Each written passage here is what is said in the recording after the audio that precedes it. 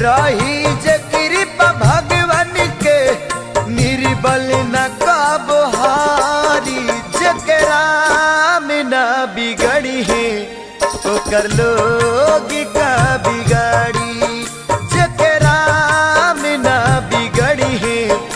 ओकर लोग का बिगाड़ी।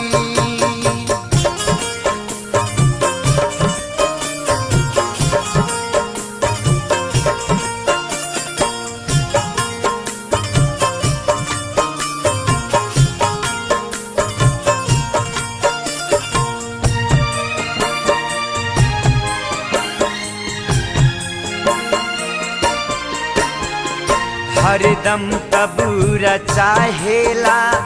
दुनिया में हो मुदैया